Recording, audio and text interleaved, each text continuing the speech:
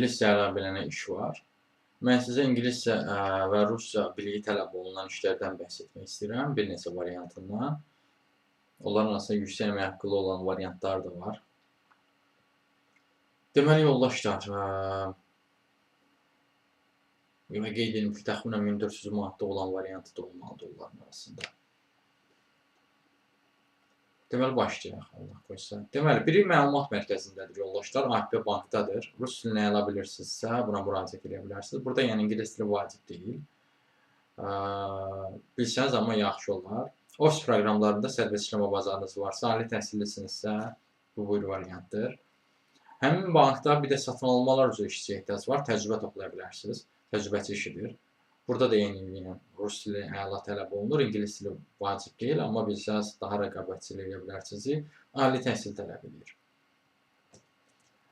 Amma bir də var, ingilis dilini mütləq şəkildə tələb edənlər, misal üçün, müştəri xidməti üzrə təmsilçi işi var, 19-35 yaşlı şəxslər üçündür.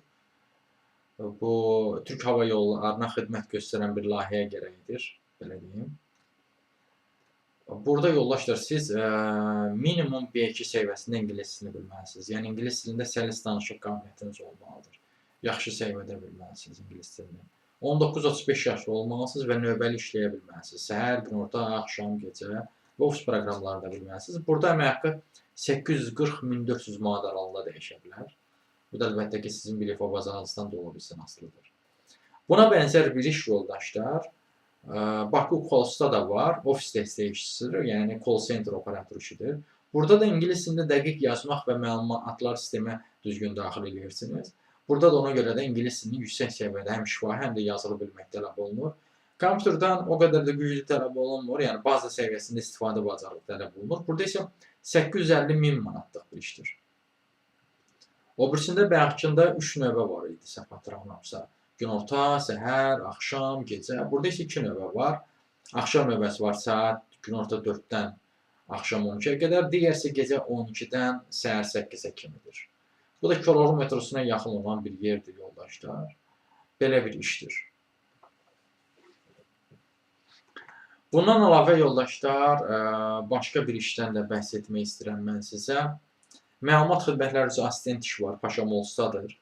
Burada da əgər ingilis və rus dilini səlis bilirsinizsə, ofis proqramlarla işləyə bilirsinizsə, güclü iş etikanız varsa, Paşa Molsdakı bu işə müraciət edə bilərsiniz. Bir də yoldaşlar, nisbətən yüngül iş var. Rus dilini orta səviyyədə bilənlər üçündür bu. İngilis dili çox da vacib deyil. 25-45 yaşı olun, xanım olun,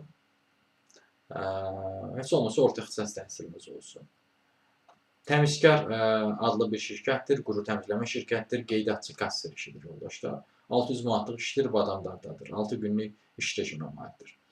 Bu işlərdə müraciət etməkdə dəstək istəyirəm və yaxud digər işlərlə də tanış olmaq istəyirəm. Ümumiyyətlə, iş tapanca çətini çəkirsinizsə, onunla bağlı əlaqə vasitəsinə mesaj yollanarsınız.